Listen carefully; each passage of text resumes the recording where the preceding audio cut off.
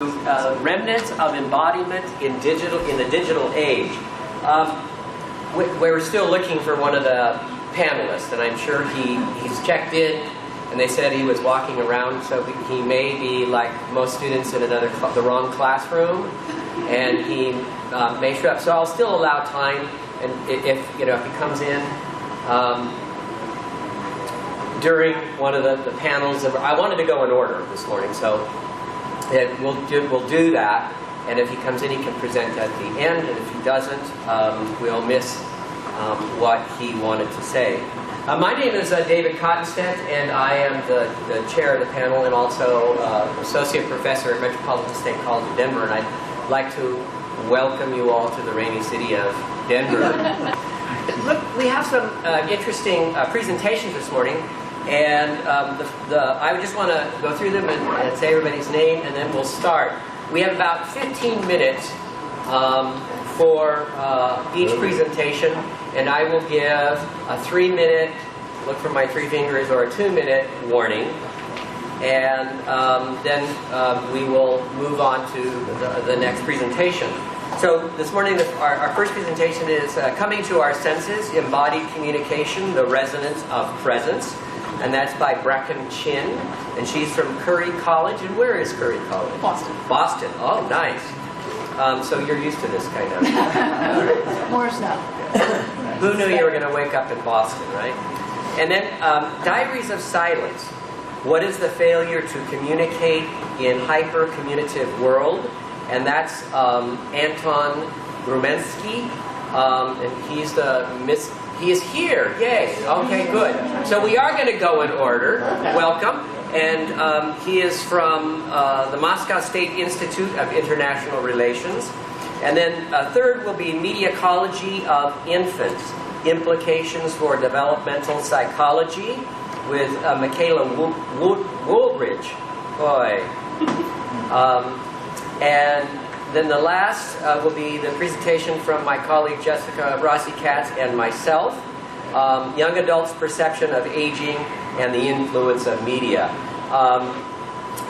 We also added an author who is a student researcher that worked with us extensively on this, and I just want to give her a shout out and a name, since she's also named on the paper, and that's Emily Hall, who is, you said, recently enrolled in? She'll be doing her doctorate starting in the fall. At University of Colorado, Boulder. So, welcome all of you, and let's begin. Well, hi. I'm Brecken Chinn, and I want to get a load of all of you. Just to say hello. It's not too wet. I'm going to kind of drop you into my backstage process. This has been a project that's going to be probably underpinning my life from early till the day I die. And I'm going to kind of bring you up to where I am. And I'm kind of looking for collaborators, especially people with training in physics, quantum reality, medicine, things like that, because I'm really interested in bodies. And I was kind of sad by the title of the panel, Remnants of Embodiment, because to me I see it as our future, that we can get much more sophisticated with how we use our bodies as tools of communication than maybe even our ancestors were, now that we have more tools to understand what's going on at different levels. So I'm going to start. I was really excited yesterday in the keynote to hear Janet Sternberg's work with yin and yang in looking at media ecology, and I got very stimulated and excited and had to go run back to my room and type things down. And my colleague Peter Jung and I looked at the yin-yang kind of sequence and discovered this makes us feel really good. So what I'm looking at, honestly, I think we do a lot of work on this side. The media ecology field, as we know it now, is really looking at words, structures, conceptual kinds of frameworks. And if looking at the Chinese traditional way of looking at yin and yang, the yang is the active, sometimes called the masculine, cognitive, code-based, information. If you think of seed entering soil, the yang is the seed. It's got the code inside it. And it's very symbolic, and it's timeless, kind of these conceptual structures that hang in space and then descend through kind of an inseminatory process, suddenly, instantly penetrating into a space and then providing structure through that code. And DNA is a really great example of that, I think. So the yin side is actually where I want to be spending extra time, because that's the part, as a woman and as a feminist, that interests me in terms of receiving that seed and then the actual medium aspects of the soil that then structure work together dynamically with the seed to create what we know as a communication space. So it's a receptive space, often sensory, very contextual. I'm referring to Corey Anton's talk yesterday and how it's all about the context. Situational, and so the medium and message here, and of course the yin-yang metaphor is great because there's a little bit of each in each. And the cultivation effects of this, it's very processual, it goes over time. It kind of takes you by the hand and walks you through a journey. So I like to look at the actual words and images on the insemination side, but things like environments, even music or a narrative, that you have to go with it through the entire thing. Like listening to the cliff notes of a piece of music kind of misses the point, right? So the chronemic aspect of having to sync together and walk through a journey is very much part of the yin side of the house. So being embodied, as we all are, I wanted to look at a few of the underutilized senses. We are quite familiar with our 5 senses. And you may notice that we certainly spend a lot of time in our modern society up here. Everyone's looking at screens all the time. You probably walk in on your students and they're all looking at their phone. So we're spending a lot of time in our eyes and in our ears. They're very developed senses, of course, and we know that the visual side of our media ecology is huge. So I'm going to be moving us down a little bit into this part of the sensory experience.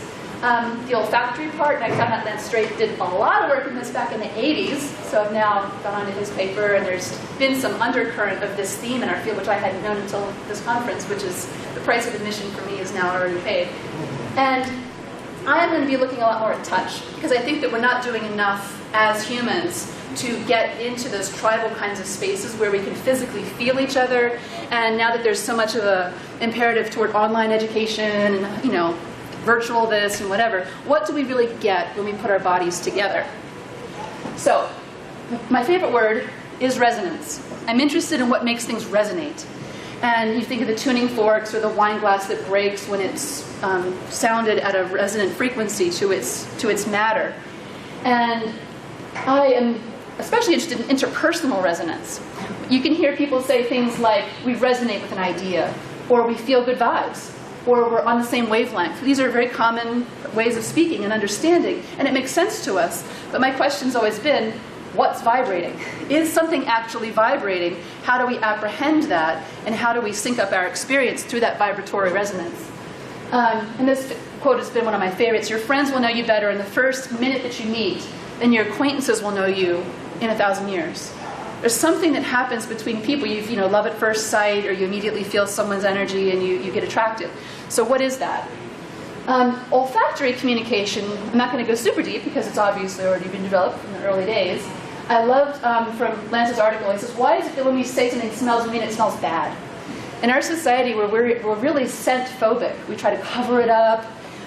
We use environmental scents, obviously, potpourri, the whole Free Breeze brand, all of that. And then, of course, there's personal care products to try to cover up our terrible scent, right? Because if we smell, that means we smell bad, so we've got to cover it up.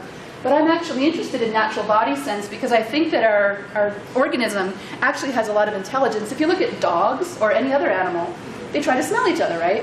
Right now in the Spring Hill Suites, we're staying with, you guys seen the dogs in the elevator? You guys know why they're here? There are bomb-smelling dogs, and they're all here to be recertified. So think about, we are now sharing space literally with beings that are much more evolved than we are in the smell sense, and so much so that we have to hire them and give them treats to help us out with that.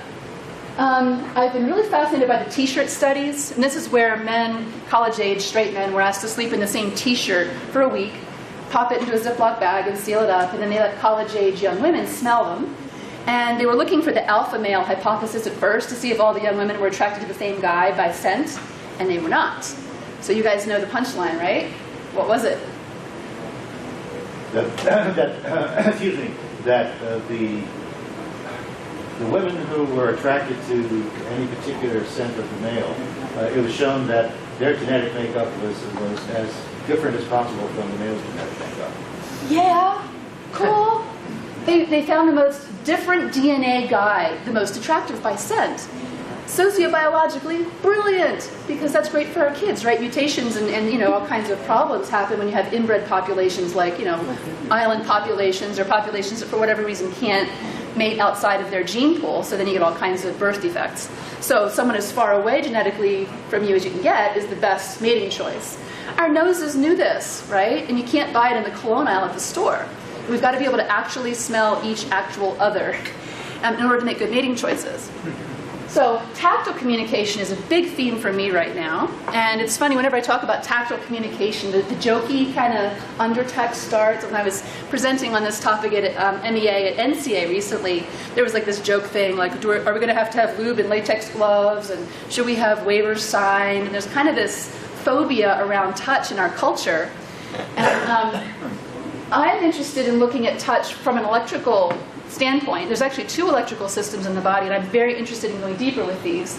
There's the alternating current of our nervous system, the muscle contraction. It's a digital system, and it's alternating. It's an AC system. But also, there is a continuous electromagnetic current from our atoms and cells, and it's what they call the aura or the field. And that's kind of a direct current and continuous source. It's not an alternating current.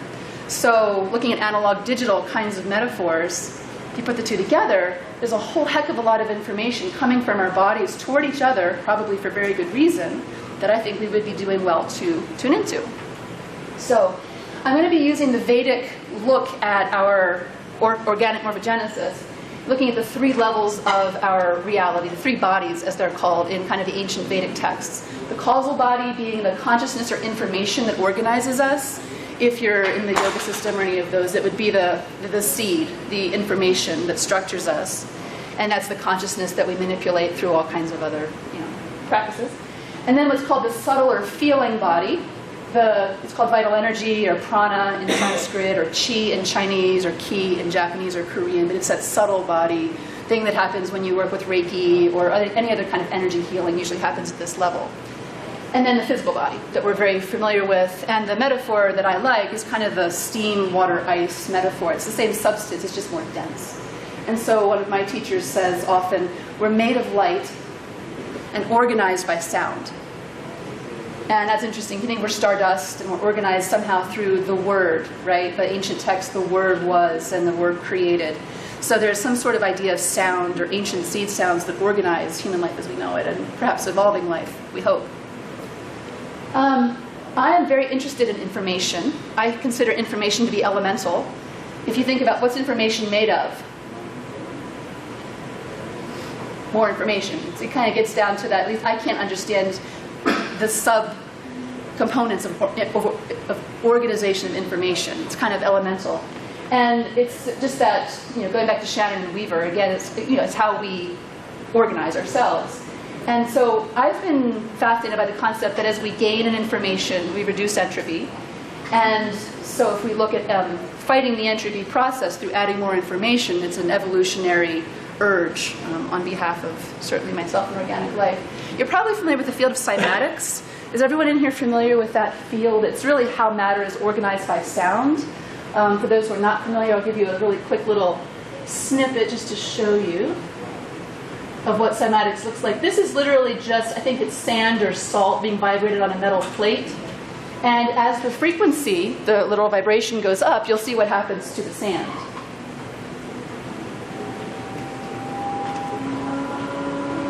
Notice that as it organizes itself, it comes into sort of matrix. And then as the vibration, you're hearing the sound frequency raise, it'll eventually get to a threshold where it can no longer sustain at this level. If you think of Thomas Kuhn and structure of scientific revolutions, eventually it gets to that threshold where it's really having a tough time. And then it starts to reorganize and to become more complex. And if we let this go on, it becomes really quite complex into increasingly complicated mandalas. And in the music scene, and I'm actually very interested in the effect of sound, organizing sound on people that can't orally hear it, working with deaf populations and hard of hearing populations, to see if indeed matter is organized, whether we can orally apprehend it or not. And as a teacher and as a yoga teacher, I'm interested in the fact that it doesn't happen in a gradual sequence, a gradual slope. What happens is you hit a threshold where it can no longer sustain that formation, and then it pops in like a stepwise form into a new form. So this can go on and on and on, and it gets really quite pretty. And it actually, some theses go that some of the mandalas that you see in the stained glass in the ancient cathedrals were very much artistically depicting this higher frequency that comes down through the higher levels of color. And of course, color, you go from the infrared up to the ultraviolet and beyond, and we can only apprehend a certain part of that spectrum. But as you get into the higher frequencies, you start to get into higher states of organization. And isn't it amazing how it's, you know, continuing to sit and then bang, it goes into its next form. So, you guys got that point, I think. All right, now, back to where we were. How are we for time? Only 3. Oh no. Okay, so I'm going to jump really quite ahead. Through the theory, through the Rice experiment, and back to Maslow. Whoa. Oops, I didn't do that. Slide. Who are you? All right, so has anyone done the Rice experiment? Masato Emoto, the Japanese researcher with water, did this, and I've been doing a number of trials with these, and I'm very interested in the fact that when you add information to a system, it does indeed preserve that system. It's really quite clear to me and my students. And Maslow had an interesting quip. He said, what's the missing link between apes and civilized humans? Anyone know Maslow's take on that? Us. We are the missing link between apes and civilized humans, right? Only takes a little look at the news to know that's true. And so I do feel a real imperative as an instructor, as an educator, to be creating catalytic conditions in the classroom and in the academy generally for students to come to greater states of organization. So I'm going to be recommending a number of different tactile and interpersonal feeling-based experiences. If you have students in your class right now, you probably walk in and they're on their phone. And so just getting them to actually start to notice the bubble that they feel around them as they come close to each other. I have a little game that I play where we walk toward each other with our fingers behind our back. And as soon as you can feel the other person, you raise your finger. And so the students try that, and they start to notice how big their personal bubble is, to be able to talk about maybe if they've ever been violated or beat up, why their bubble may be a little bit bigger. But just to notice that they have a bubble and they can feel that tactily, not just through some conceptual idea. I also use a thing called the energy stick. And it's just a tiny little capacitor, costs just a couple dollars on the internet, and that's the product right there. And it basically, if you touch both little things of silver tape, it'll light up. And you can do it with 100 people in a room. You're all holding hands, and you hold this thing, and as soon as I touch someone's shirt or hair, there's no conductivity. But as soon as I touch their skin, suddenly there's galvanic skin connection, moisture, and then the thing will light up. So the students can play with that, and I do have them play with that because it causes them to touch each other. They start holding hands, they start touching each other's fabric, their hair, their beard, and start to notice that their skin indeed conducts energy. And for a lot of them, it's like, oh yeah, our skin actually does more than just feel nice. And then finally, there's this experiment that I do called strangers touching. If you were with me at MEA, and if we have time at the end, I may allow you to do the experiment. It's where I actually make the students, I pair them up with someone they've never spoken with before, and I tell them to hold a position that they're in tactile contact for 2 to 3 minutes, that they can sustain. And then I show them a little video about a photographer in New York who did an experiment where he would get total strangers together, make them touch, and then the sort of alchemy would happen over time, and just the touching would cause them to start to care about each other and to develop more tenderness for each other. So if we have time, we can try that out, or if not, I can certainly refer you to that text on YouTube. So thanks a lot. Next we have Anton Gumenskiy, Diaries of Silence. So do you need a really person?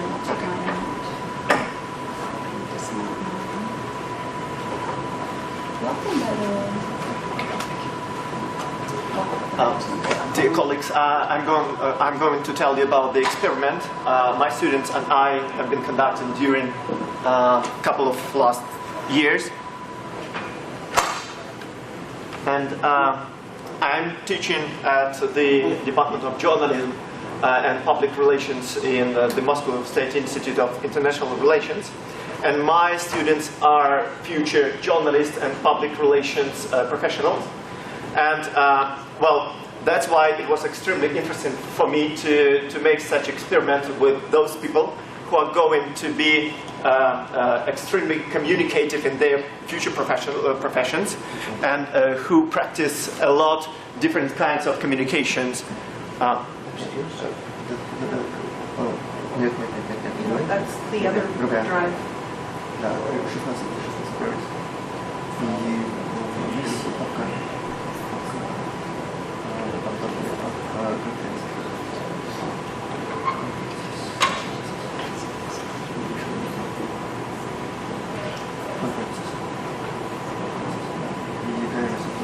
There is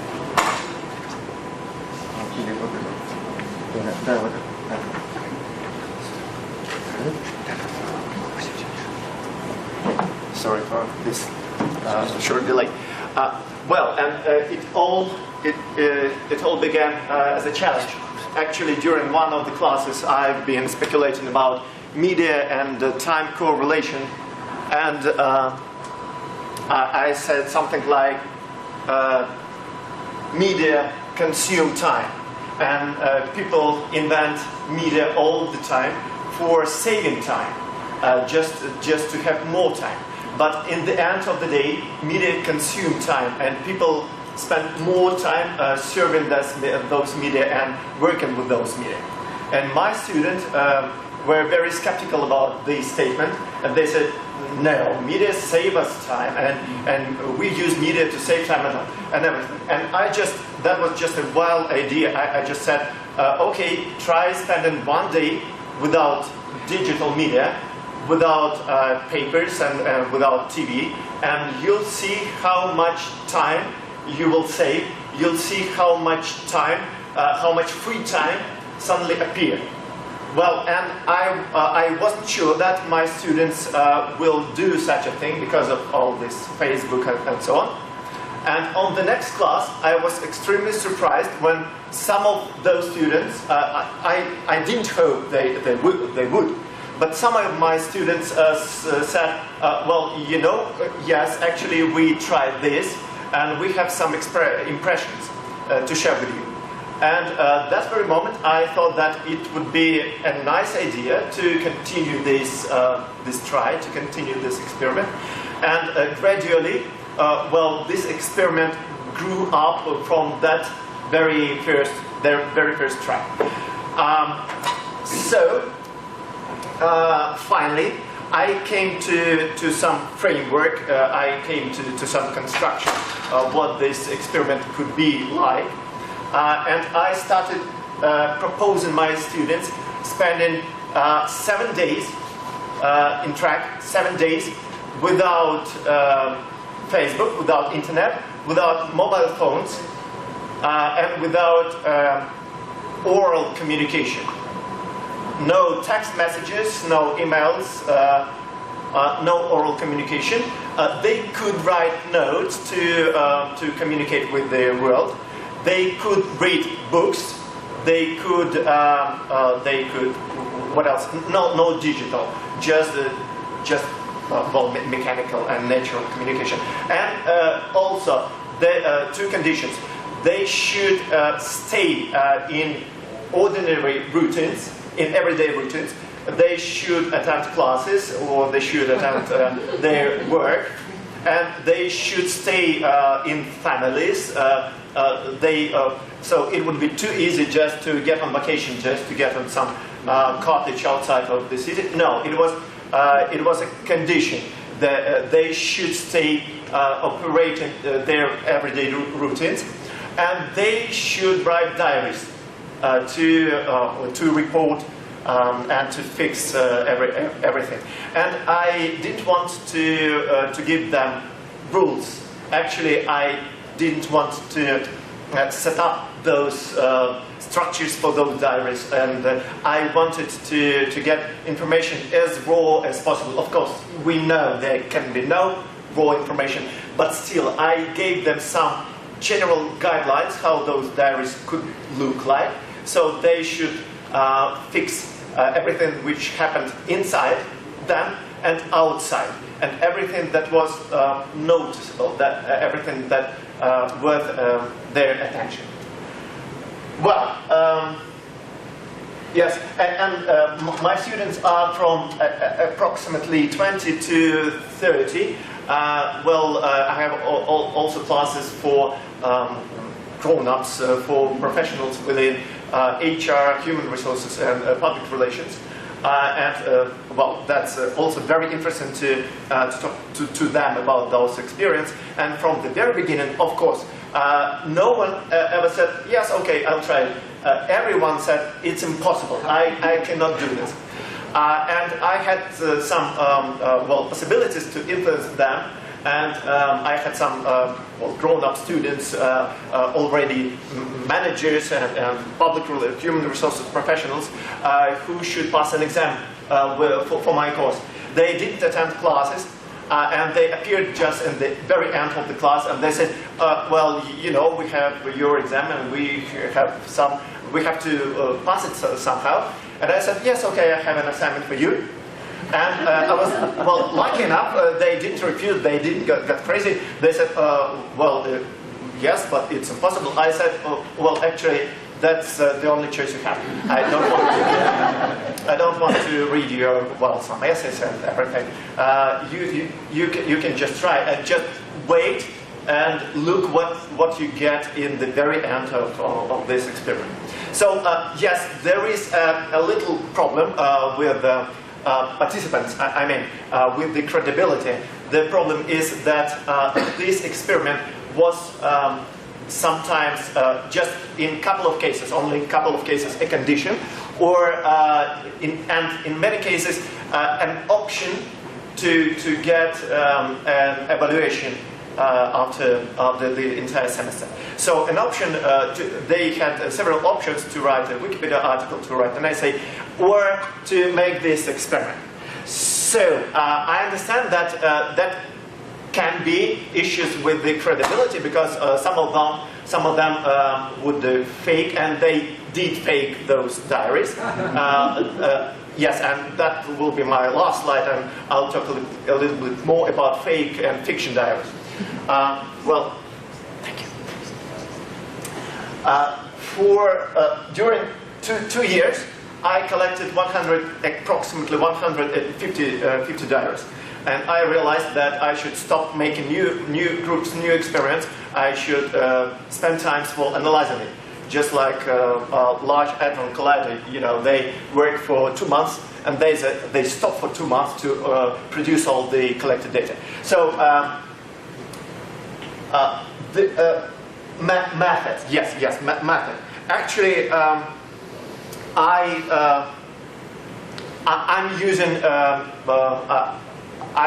a grounded theory as a theoretical and methodological framework for this study.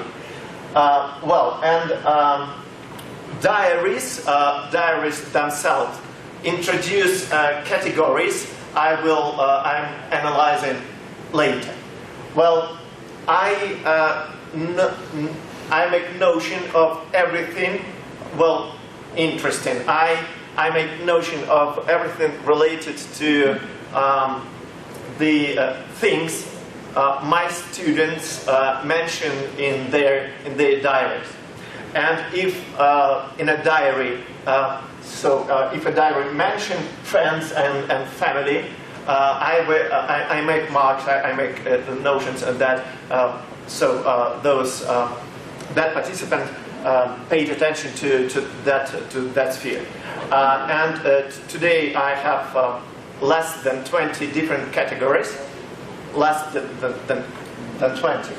And they mention, participants mention friends, of course, family, body, feelings, emotions, possibilities and limitations, and some other categories. Well, and I'm trying to move so that once again, not me, but I hope not me, but diaries themselves propose categories I will analyze later. And these are some results, not conclusions. I'm not ready to conceptualize. Yes, I'm not ready to conceptualize on this yet. But there are some interesting results I'd like to tell you about. So first, really, they all fall asleep.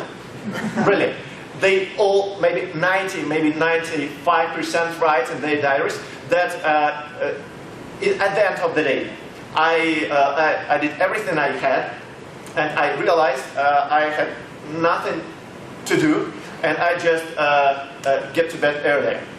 And they all got to bed earlier. And they all, you see, no media, we just fall asleep, just in a standby mode. it's fascinating, and sure, I could not think about something like that before those diaries. Well, and really, they got plenty of time without Facebook, without TV, without mobiles and everything. And one of the results was that they read a lot of books from their literature list of literature.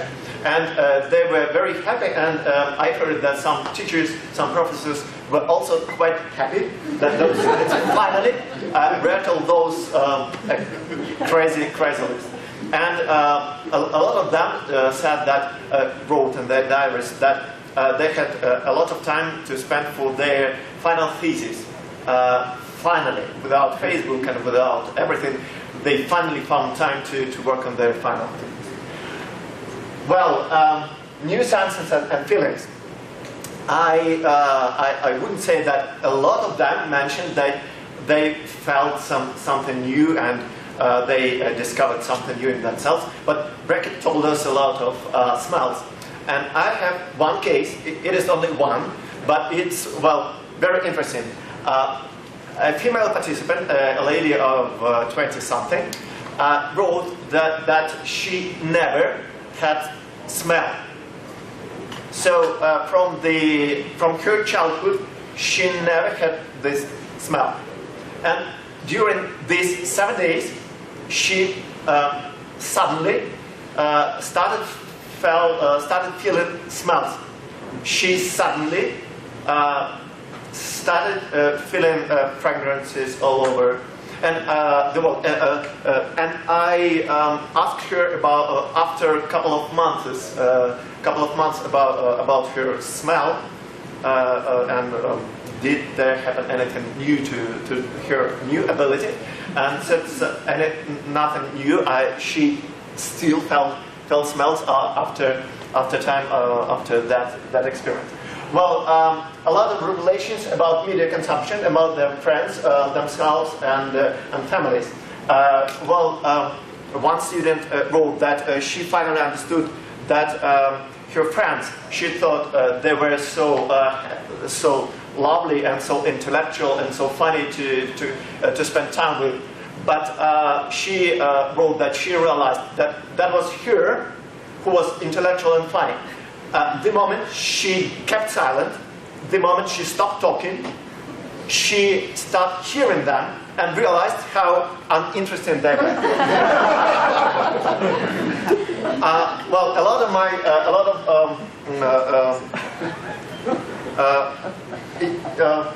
lot of students wrote that they felt excluded from society, and that a mother felt excluded from her children's games.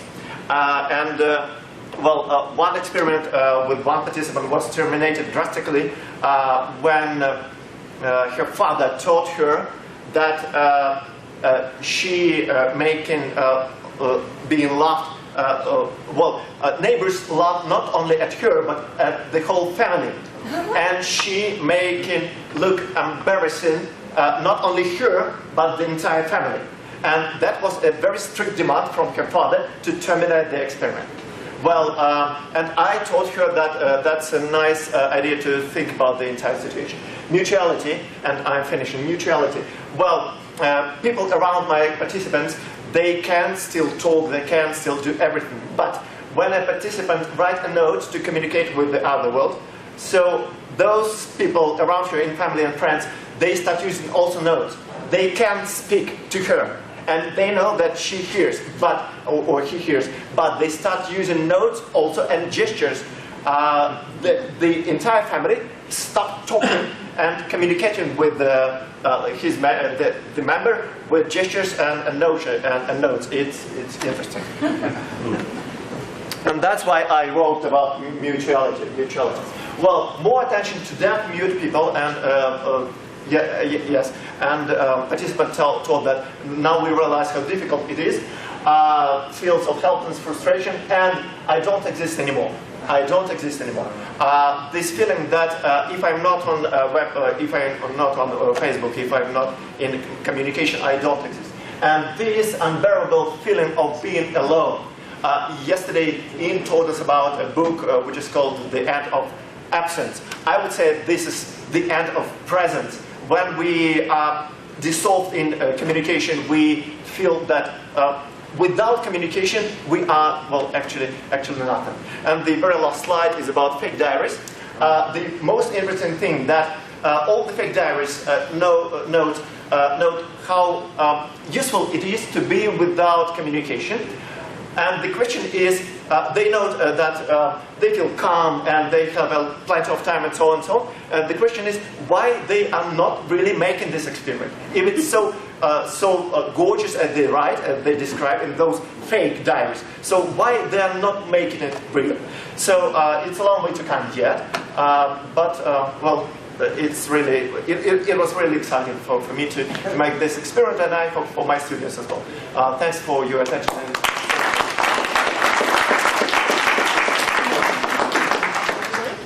Next we have Michaela, the Ecology of Infants, Implications for Developmental Psychology.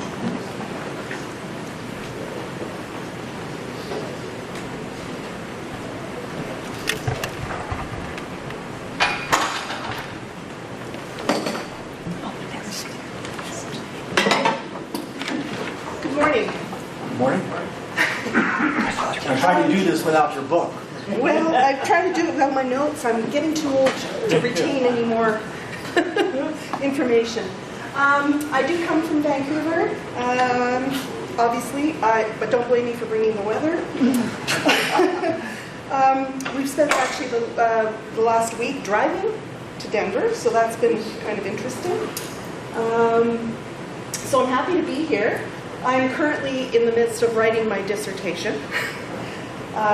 So my work has been, for my whole life pretty well, coming on to 30 years now, working with, in early intervention, home visiting, with children birth to 3. And so it's very developmentally based work. So my project is rooted in the implications of what we have observed over all of these years, and that is the changes in the contexts for infants and toddlers in their first environments, their homes, and with the rapid changes in technology. When I was raising my children, who are now ranging between age 23 and 30, we were dealing with certain issues around media at different ages, but it's all changed, and it seems to change every few years. Anyone here have a child under 5? Yeah. So you're dealing with children in the area of touchscreen and mobile devices, and you're having to think about these things in a way that parents of older children hadn't had to. They had to think about things like baby videos and television watching and things like that. So it's a new world again.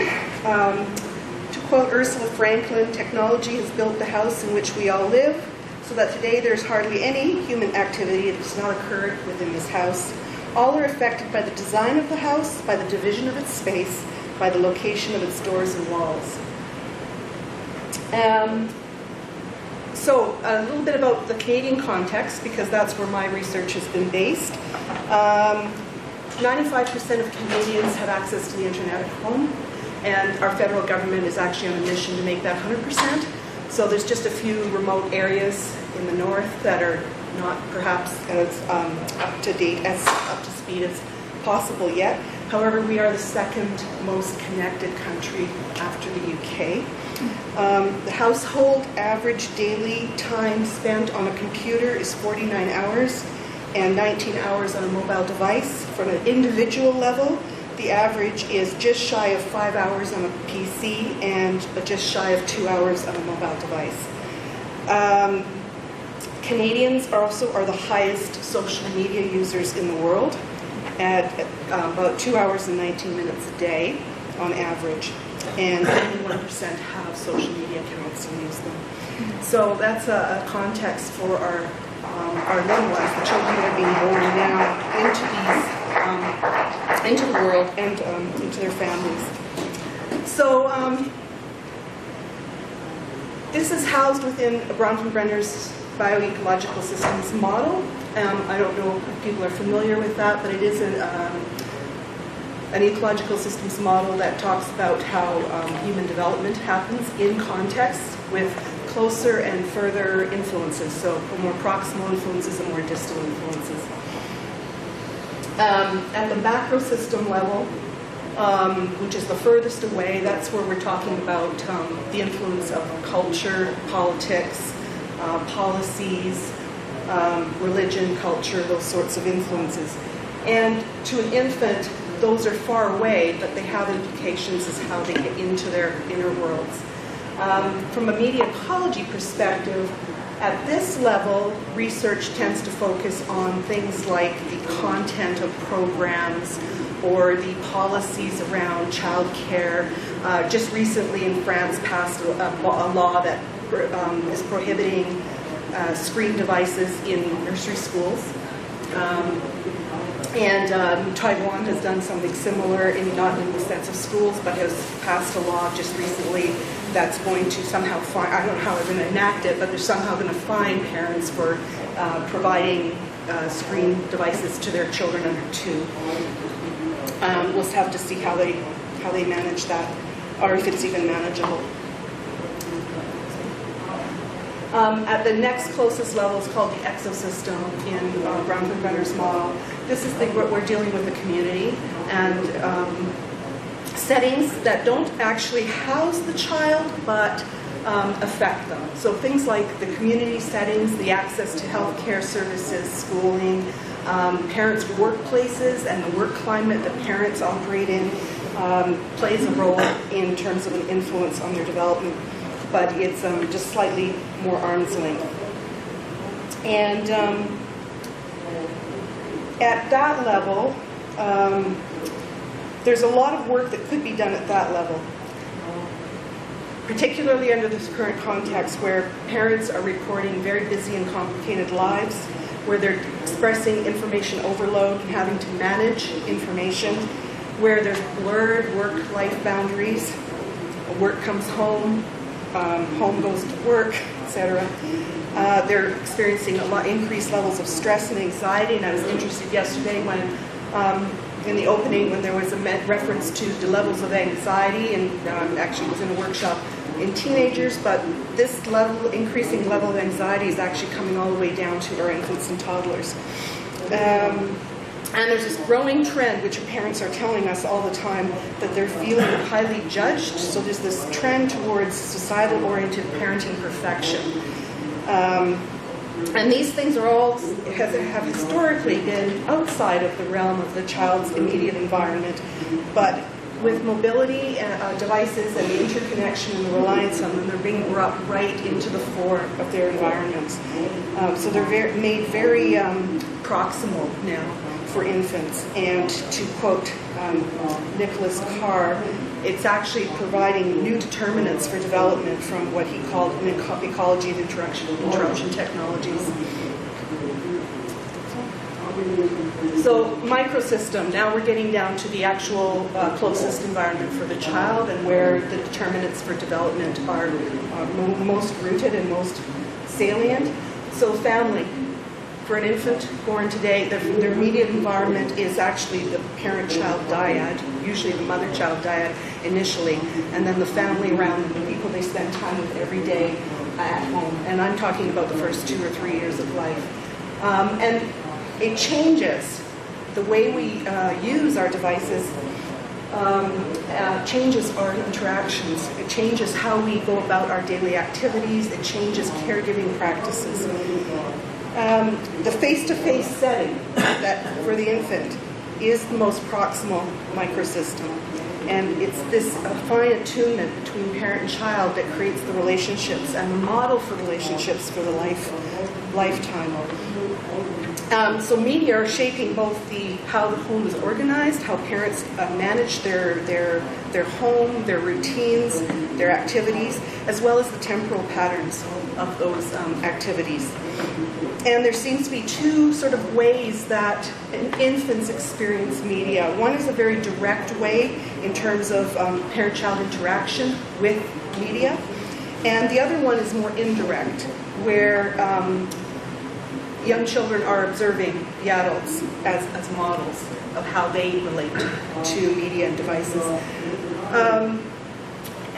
These are not mutually exclusive. In my own study, 40% of, we're talking about parents of children birth to 3, 40%, 42% actually are not permitting their children in this age group any direct access to screen media. The other 60% vary in terms of the amount of restraint or conditions they place on it. It goes from very little, minimal, and highly constrained to extensive, perhaps unlimited use. Okay, so the direct interaction, what we know from television research, television screen research for very young children, is that the presence of screens in the family environment is changing family activity and interactivity and the parent-child relationship.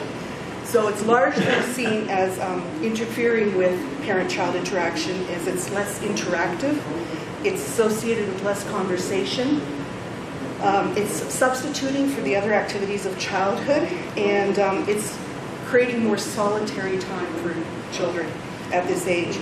And this has been seen as a global trend where there's been a global decline in play, in access to outdoor to nature, to physical activity, and to unstructured time to think and reflect and create. For infants, in the first 2 years of life, there's evidence that the more technologies in the home, there's less the quality and the quantity of parent-child interaction is. And infants spend more time alone. The linguistic environment has changed. There's less conversation, there's less talking. And mobility has now made it just that much easier to place it in more environments for the child and interfere potentially with those subtle cues that parents need to observe and that children are giving out. All right. Indirectly, how parents engage with mobile devices affects their behavior. And this is what impacts what children are seeing. So the most popular use of mobile devices by parent report is for social purposes. So even on work days, the predominant use for media devices is for social purposes. And Canadians have led in the number of hours per month that they spend online, and it's even more with social media. New mothers are spending more time on Facebook after birth of a child than before. That could be for positive or negative. Both reports come out. Some people feel more connected and supported that way. Others find it a strain. And even electronic toys, which are embodying the digital aspects, can interfere with the quality of parent-child interaction. So, what is it that this kind of an image gets great responses, positively and negatively? What is it about this image that is either cute, disturbing, just par for the course, inevitable? These are the kinds of terms that come up. But you get very strong reactions with any images around infants using or engaged with mobile screen devices. Parents are living under this climate of contradictory, conflicting information, and they're having to make decisions under this climate. These are just a sample of some headlines from blogs and news articles, etc. over the last couple of years. There's probably thousands of them now, but it kind of shows both aspects of the conflict and the conflicted environment that parents are trying to figure out what to do, when is it a good time, is it okay, is it safe, heck no, not for my child, etc. Thank you. So I'm just going to show you a couple of quick videos, which are ads, that kind of demonstrate the conflict under which parents are having to develop their belief systems, which will drive that inner context for the child in terms of their access, for what purposes, and for how long and at what age.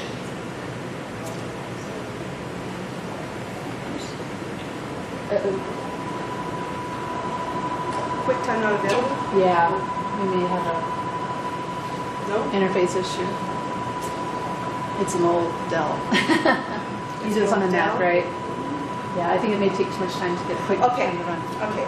You can probably, I don't know, your ads in the States might be different than ours in Canada. This is a car ad, and it shows two families going out for a drive. I think it's a Chevy ad. And in the one vehicle, it is outfitted with iPads, and the children have headphones, and they're in the back seat. And the whole ride is quiet. And the parents comment on how quiet, they've never seen their children this quiet, et cetera, et cetera. And the other car is not outfitted, and the children are doing their normal things that children have always done in car-on-car rides. They're you know, arguing, they're kicking seats, they're just generally chatting, singing, chanting, etc. And at the end of that one of the children says how sad she is. Basically, they're bored. Okay, so probably the next one's not going to run either.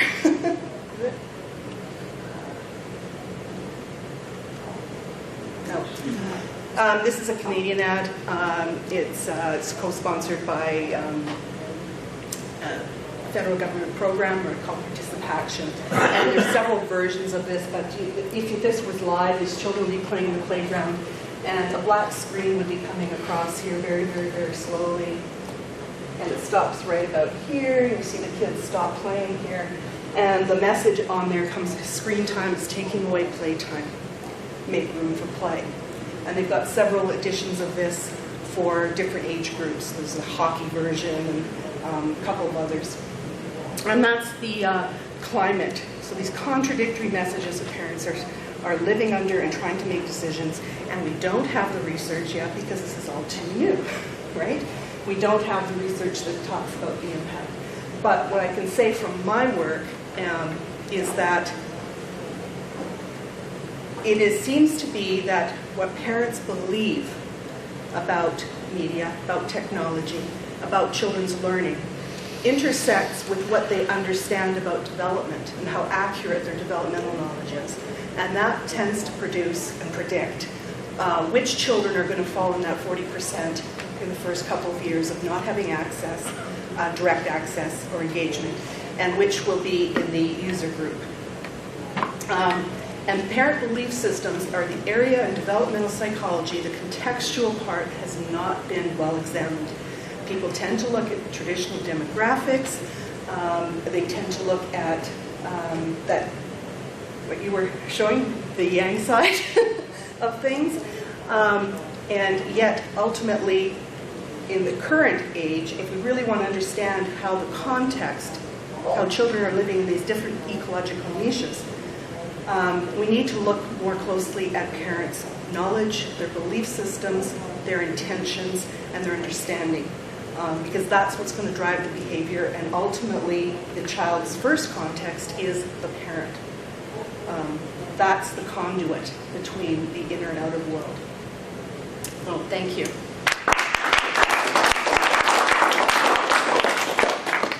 Well, it's really hard to be chair and presenting at the same time or during this because I felt like such a militant general giving everybody their time limits.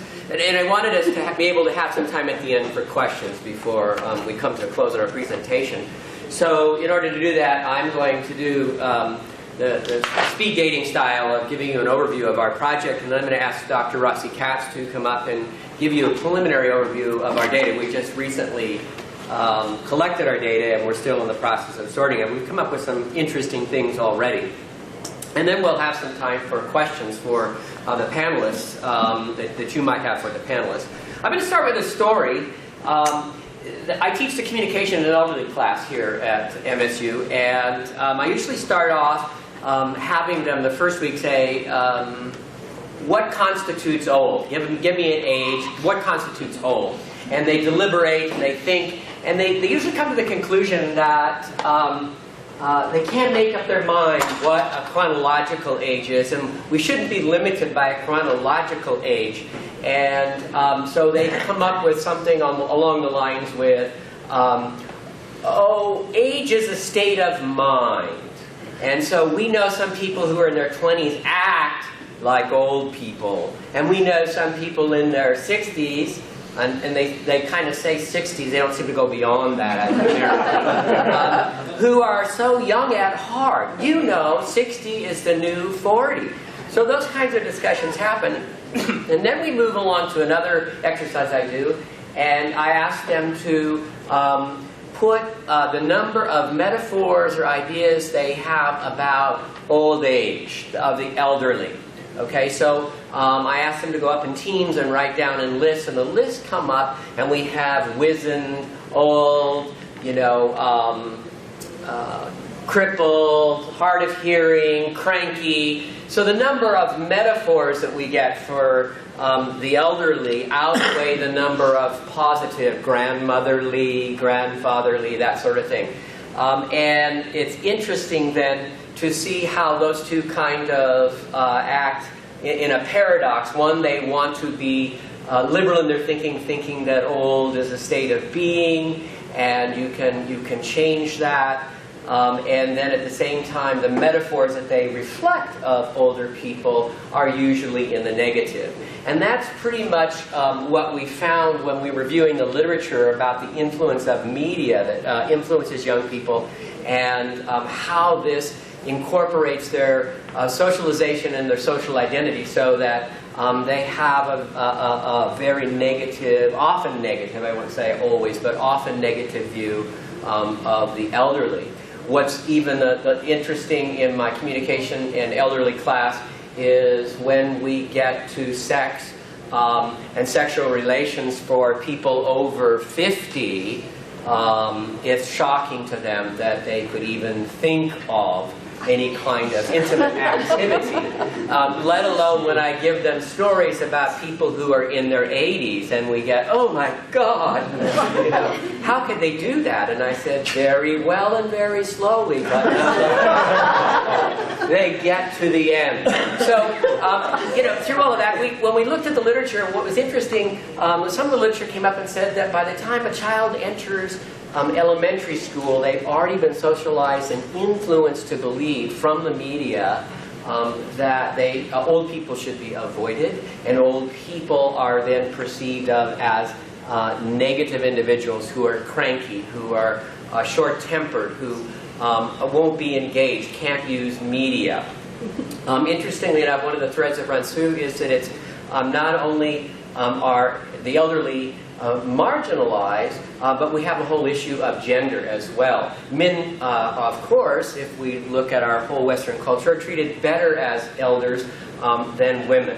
In TV, if you see an elderly man on TV, he's usually affluent, in good health, and looks great, and has the younger woman. Women, on the other hand, are seen a lot less, and when they are seen as old and haggard and not worthy. And part of that in the literature that we saw, is because women are seen as childbearers and producers, and therefore when they reach their shelf life, they are worthless, they aren't good for anything.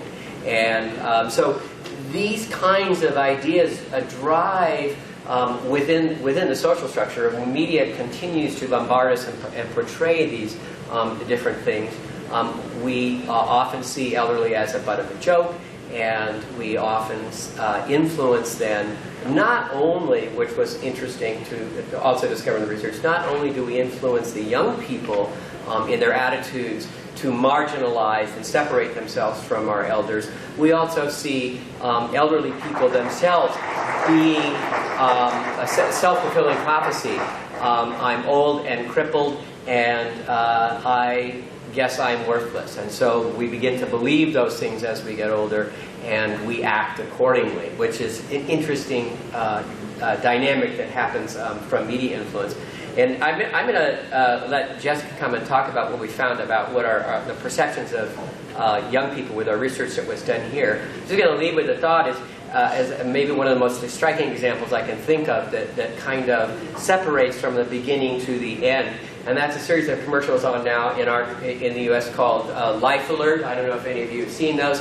And we see this sweet, lovely young girl coming into the kitchen area, and there's Grandma flat on the floor moaning, oh, and she's going, Grandma! And so we have at the two ends juxtaposed young and vibrant and old and decrepit and fallen, and she can't get up.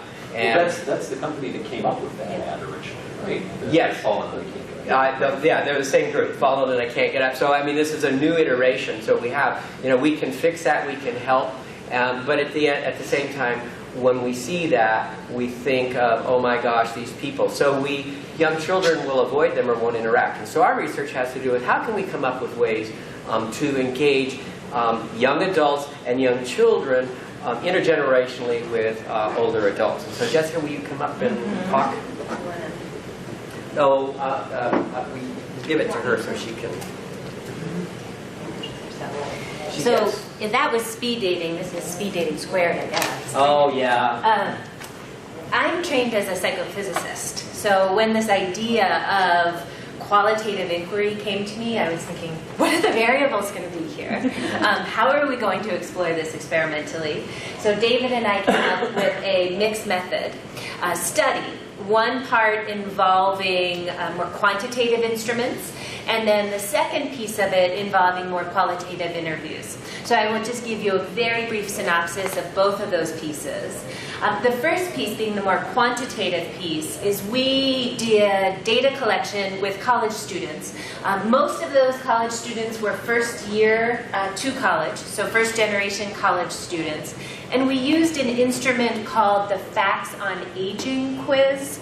I'm not sure if anyone is familiar with this. It was designed by a gerontologist from Duke. He's now Professor Emeritus in 1976. And it's 50 true-false questions. And it's looking to get at biases with respect to aging. David brought up the idea of, with a class, what do you consider old, or what is old? Well, if we were to explicitly ask, and we have 100 students that we did this for, is 65 considered old? So the exact question was, research has shown that old age truly begins at 65. 40% of the respondents said yes. Old age, research shows that it does begin at 65. It is very difficult for older adults to learn new things. 40% of the respondents, of those 100 respondents, said yes, it is. We know that is false. It might not be that processing isn't different and speed of processing changes, but certainly learning continues. Most old people are set in their ways and unable to change. 53% of respondents said true. And the modern family no longer takes care of its elders. Again, 53% said true. So there's lots of variables that are going to be influencing how someone responds to this. But when we start to think, and David made reference to these intergenerational communication groups, we have to get at some of the inherent biases that are going to be brought into these perspectives, or into these communication groups. The second part of the quantitative work that we did is we showed 3 clips from the Best Exotic Marigold Hotel. Some of you are familiar with that. One we considered tech neutral. It was describing how to make builder's tea. Another we described as tech negative, where at the very beginning of the film, her husband has just passed and she's trying to get a handle on the wireless, and is Wi-Fi the same thing as broadband, and how do those relate? And then the third clip we called our tech positive. And she's telling her son that she's off to India, and when he's expressing all sorts of concerns, she says, well, you can just keep track of me through my blog. So that was our positive. After the students watched this, we gave them a semantic differential scale. And if you're familiar with this, there's 2 polar adjectives. So for example, flexible on one end, inflexible on the other end. Optimistic, pessimistic. And now what we're doing is we're looking to see if the influence, that just very short snippet of media, is influencing their semantic differential ratings. And we're finding some very interesting data falling out with this. The last piece we did, and I'll end with this, is of those who participated in the more quantitative methodology, we invited them to participate in a more structured interview setting. And we asked them, what is it like to communicate with an older adult? And at present, we have 3 interviews that are completely transcribed.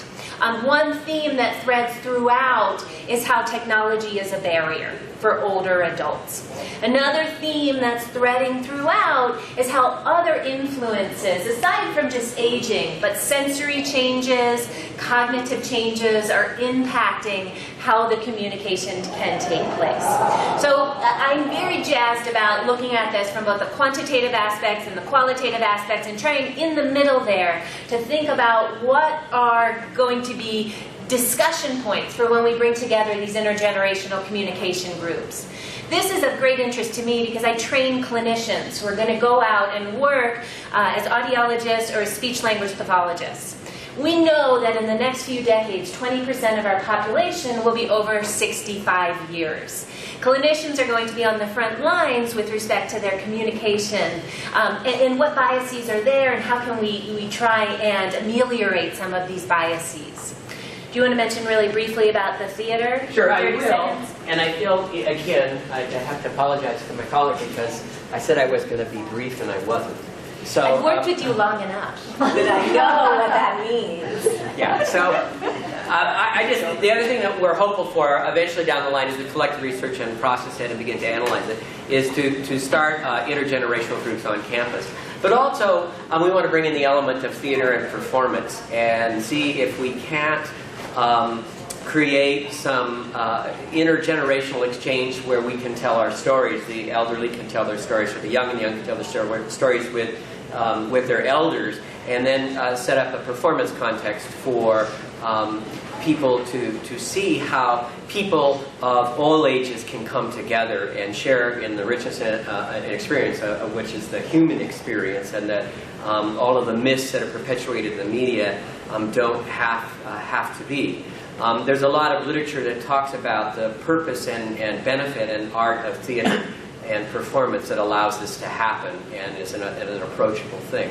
So we're looking forward to all of those things down the line, and we're looking forward to actually submitting another paper for Bologna in Italy next year. Of course, I'm sure most of you are thinking along those lines too.